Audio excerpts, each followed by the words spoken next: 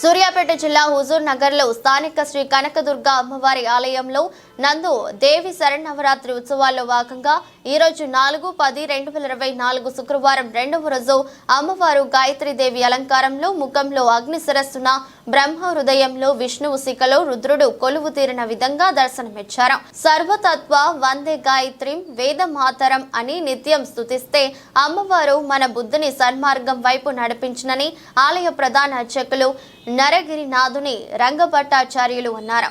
ఉదయం మహిళలచే కుంకుమ బ్రహ్మోత్సవంలచే వేద పఠనం, అశేష భక్తజన వాహిని శ్రీ అన్నమయ్య భజన బృందం వారిచే అంగరంగ వైభవంగా గుడి సేవా కార్యక్రమం అనంతరం తీర్థ ప్రసాద వినియోగం జరిగింది. శ్రీ కనకదుర్గ సేవా సమాజం సభ్యుల పర్యవేక్షణలు జరిగింది.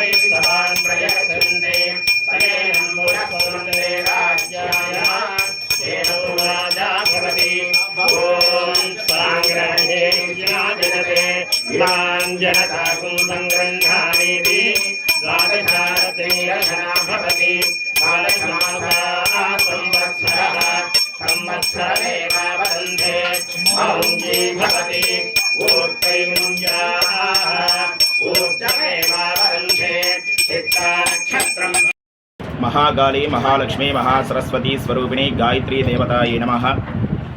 मुक्ताविद्रम हेमनील धवलच्छाये मुखे स्त्रीक्षणैः युक्तामिन्दुनिबद्धरत्नमकुडां तत्त्वार्थवन्नात्मिकां गायत्रीं वरदाभयाङ्कुशकशा शुभ्रं कपालं गदां शङ्खं चक्रगदारविन्दयुगलं हस्तैर्वहन्तीं भजे। వేదాల్లో చెప్పిన దేవతల్లో అనేక గ్రంథాల నుంచి సేకరించిన మంత్రాల్లో గాయత్రి మంత్రం అనేది చాలా విశిష్టమైనది. ఈ మంత్రాన్ని జపిస్తే జ్ఞానంతో పాటు అనేక విధాలుగా విద్య కూడా మనకి లభిస్తూ ఉంటుంది. కాబట్టి ఈరోజు మన గ్రామంలో హుజూర్ నగర్ గ్రామంలో మన కనకదుర్గ అమ్మవారు గాయత్రి మాతగా పంచముఖాలతో మనకి దర్శనమిస్తూ ఉన్నారు. కావున 50 మంది భక్తులందరూ కూడా అమ్మవారిని దర్శించడం వల్ల జ్ఞానాన్ని సంపాదించి అదేవిధంగా పిల్లలకి అనేక విద్యలు కూడా లభిస్తాయని మన అమ్మవారి ద్వారా మనకి తెలుస్తూ ఉంది.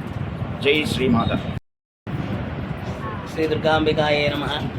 దేవీ శరణవరాత్రి ఉత్సవాల్లో భాగంగా ఈరోజు శ్రీ స్వయంవక్త కనకదుర్గమ్మవారు మనకి గాయత్రీదేవి అలంకారంలో దర్శనమిస్తూ ఉన్నది. వేదమాత గాయత్రీదేవి. ఏ దేవుణ్ణి కూడా పిలవాలి అంటే ఈ యొక్క గాయత్రి మంత్రమే చాలా విశేషమైనది.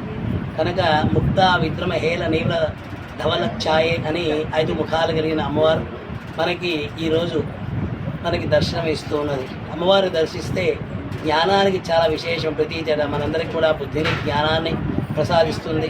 భగవంతుని చేరుకోవడానికి ఏ దేవత అయినా కానీ ఈ గాయత్రి మంత్రంతో పిలిస్తే అనుష్ఠాన దేవత అనుష్ఠాన దేవత కనుక ఈ మంత్రంతో పిలిస్తే ఆ దేవుడు చక్కగా పలుకుతారట. కనుక ఈరోజు అమ్మవారు దర్శించిన వారందరికీ కూడా సకల సౌభాగ్యాలు సకల శుభాలు కలుగుతాయి.